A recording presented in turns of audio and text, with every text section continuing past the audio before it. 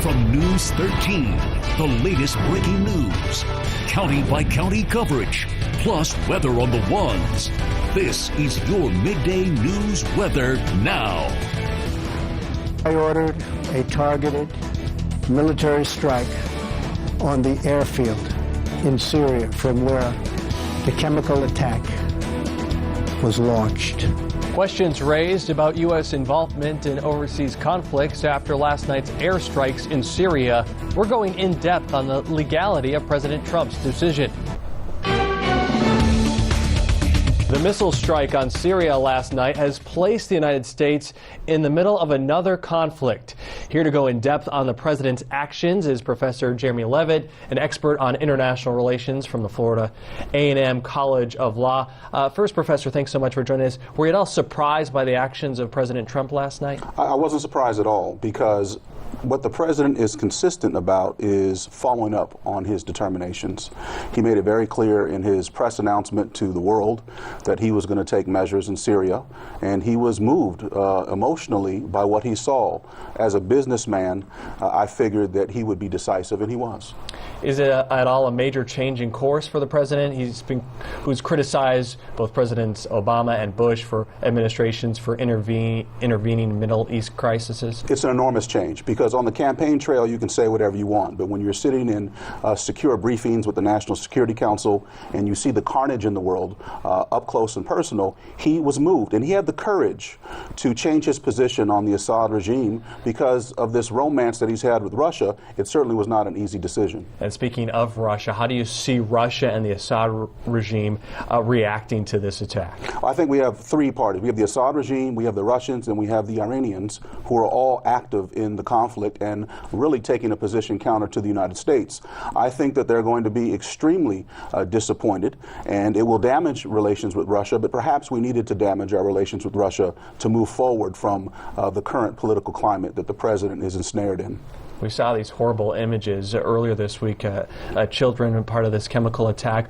Was the president, in your opinion, justified in this response? Absolutely. And the reason why is that there's only three bases upon which a state can use force in another state: in self-defense, with the authorization of the Security Council, and if a state invites force in the state. In this case, I think the argument that the Trump administration has not made that they should be making is that they invoked a right of humanitarian intervention to stop the carnage, the killing, and crimes against humanity in Syria. Well, where do we go from here? Is this just a one-time thing, or is this the U.S. Maintaining this presence in this conflict, this really civil war in Syria? Well, I think we have to change our policy. I think the policy of allowing the Assad regime to stay in power is something that we have to review very carefully. And I also think that we made the decision that Assad crossed the red line. And as President Trump said, he crossed multiple lines. So we have to be prepared to take military action again if the Assad regime doesn't take corrective action. We've heard some lawmakers say this was a tactical decision. Others say that this is sending a message. What do you believe? I think it was a shift in our policy towards Syria that the administration now has to frame. I think one of the problems we have is that we don't have a coherent Syrian policy. So anytime you begin to use military force, it has to be underwritten by a sound policy. I think we'll have one shortly. And I think that this is more than a tactic. This is a statement to the international community that the Trump administration is serious about preventing genocide and crimes against humanity. There are some critics, there's always critics, but there's critics in this particular case saying that Congress should have been consulted ahead of time. No, those are arguments. It's interesting to hear the Democratic Party make those arguments, because those arguments were made by the Democratic Party when Obama used force and when Clinton used force. Party. Yes, Republican Party. No, I'm saying the Democratic Party is now engaged in criticizing the Trump administration, right. But when the Obama administration and the Clinton administration used force in a very similar way, whether it was Kosovo or the Sudan or in Iraq, the Democratic Party didn't criticize itself. I think here Donald Trump has it right.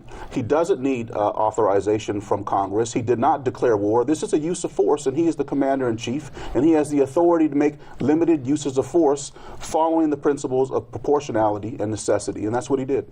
Role reversals between the two parties. All right, thank you so much. Appreciate it, Professor Jeremy Levitt, going in depth with us. Thank you.